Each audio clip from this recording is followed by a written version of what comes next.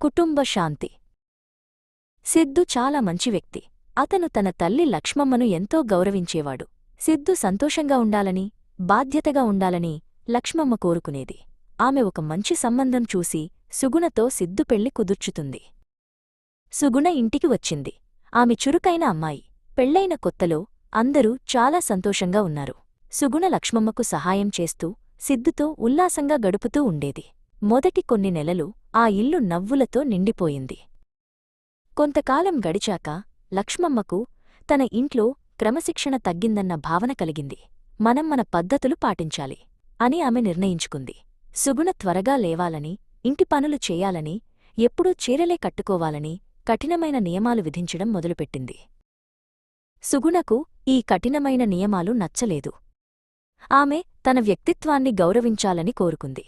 నాకు నచ్చిన దుస్తులు వేసుకుంటాను, నా డబ్బును నేనే చూసుకుంటాను అని స్పష్టంగా చెప్పింది. లక్ష్మమ్మ చెప్పిన సాంప్రదాయ వంటలు కాకుండా తనకు ఇష్టమైన కొత్త వంటలు వండటం మొదలుపెట్టింది.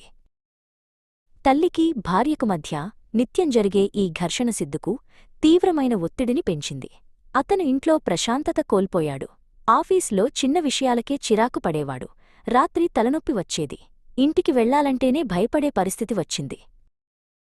కొన్ని రోజులు సిద్ధు మౌనంగా భరించాడు. ప్రశాంతంగా మాట్లాడదామని ప్రయత్నించినా లక్ష్మమ్మ, సుగుణ తమ పంతాలు వదులుకోలేదు. ఇంటి వాతావరణం రోజురోజుకూ వేడెక్కిపోయింది. ఆ ఇంట్లో నవ్వులు స్థానంలో నిట్టూర్పులు, కన్నీళ్లే మిగిలాయి.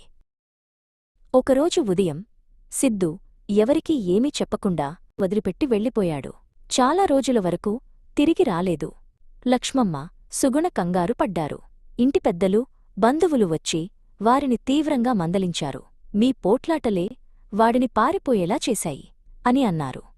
ఆ మాటలు విన్న తర్వాత లక్ష్మమ్మ, సుగుణ గుండెలు బద్దలయ్యాయి.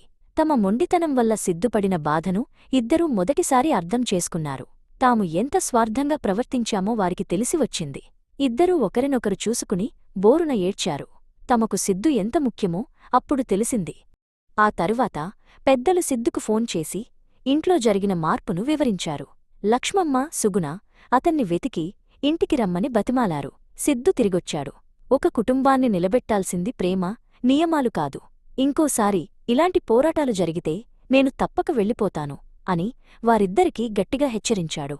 లక్ష్మమ్మ, సుగుణ ఇద్దరూ తలలు వంచి సిద్ధు మాటను గౌరవించారు.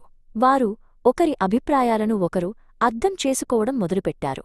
సాంప్రదాయాలు అవసరమే, కాని ఆనందం ముఖ్యం. సుగుణ అప్పుడప్పుడు చీరలు కట్టుకుంది. లక్ష్మమ్మ కూడా ఆధునిక వంటలు రుచి చూసింది. ఆ ఇల్లు మళ్లీ శాంతితో, సహానుభూతితో నిండిపోయింది.